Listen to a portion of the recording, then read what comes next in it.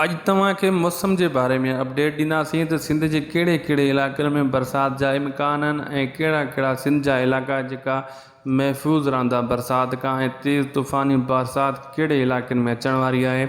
ऐं छो त हीअ सिर्फ़ु सिंध जी अपडेट ॾींदा उहे पूरे पाकिस्तान में बरसातूं हली रहियूं आहिनि।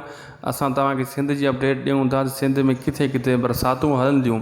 हिन वीडियो को पूरो ॾिसिजो दोस्तो, जीअं तव्हांखे सॼे शहरनि जी मालूमात मिली वञे, कहिड़े बि शहर खां तव्हां थी सघो था। पहिरीं ॻाल्हि दोस्तो, सिंध जे मतिलबु भलाई इलाइक़नि में यानी मतिलबु ॿराड़ी ऐं शहर जे इलाइक़े में बरसाति अचण जो इम्कान आहे। बहरहाल कहिड़े कहिड़े में डिवीज़न सखर में बि अॼु 28 जुलाई ते बरसाति जो शाम ताईं इम्कान आहे। ऐं जेको आहे काफ़ी ॿिया सिंध जा इलाइक़ा आहिनि जिते बरसाति मतिलबु ख़तमु थी चुकी आहे। ऐं मोरो दादू यानी जेको आहे वाही पांधी जे इलाइक़नि में बि बरसाति जो इम्कान आहे।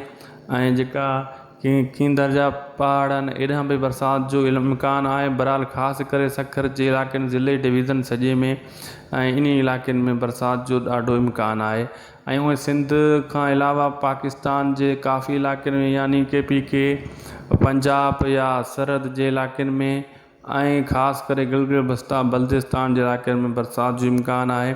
तेज़ तूफ़ानी बरसाति किथे किथे हलंदी ऐं किथे किथे जेको आहे मौसम साफ़ आहे, अहिड़ो को ख़तरो न आहे। बाक़ी सिंध जे जेके इलाइक़नि में बरसाति तबाही मचाई वई आहे। कल्ह 27 जुलाई ते तव्हांखे न्यूज़ ॾिनीसीं, 26 जुलाई ते बि तव्हांखे मौसम जे बारे में न्यूज़ ॾिनीसीं, हींअर बि ॾेई रहिया आहियूं त सिंध जे काफ़ी इलाइक़नि में तेज़ बरसाति ईंदी। जेका नाला मां तव्हांखे ॿुधाया, सखर थी वियो, मोरो दादू ऐं वाही पांधी जे इलाइक़नि में बरसाति जा काफ़ी इम्कान आहिनि। ऐं ॿियो ॿराड़ी जे इलाइक़नि में काफ़ी थोरा थका ॿिया शहर बि आहिनि जेका बरसाति खां मुतासिर थी सघनि था। अगरि तव्हां अपडेट इहा ॿुधी आहे त महिरबानी करे हिकिड़ो तव्हांखे अर्ज़ु ॿुधायूं था त इन वीडियो खे अॻिते शेयर ज़रूरु करे छॾियो, जीअं ॿियनि वटि बि मौसम जे बारे में मालूमात पुॼी वञे। दोस्तो, हीअ मालूमात मौसम जे बारे में तव्हांखे ख़ासि करे इन करे ॾींदा आहियूं त माण्हुनि जेको सिंध जा काफ़ी इलाइक़ा आहिनि उते असांजे पेज ते ऐं YouTube ते उहे माण्हू रहनि था ऐं उन्हनि खे अगरि मौसम जी अपडेट मिली वेंदी त गॾोगॾु उन्हनि जे लाइ भलाई थी वेंदी। मौसम अहिड़ी शइ आहे जेको जेसीं ताईं अपडेट न मिले त माण्हू काॾे निकिरे थो त उनखे ख़बर न पवंदी आहे त बरसाति अची वेंदी या छा थींदो।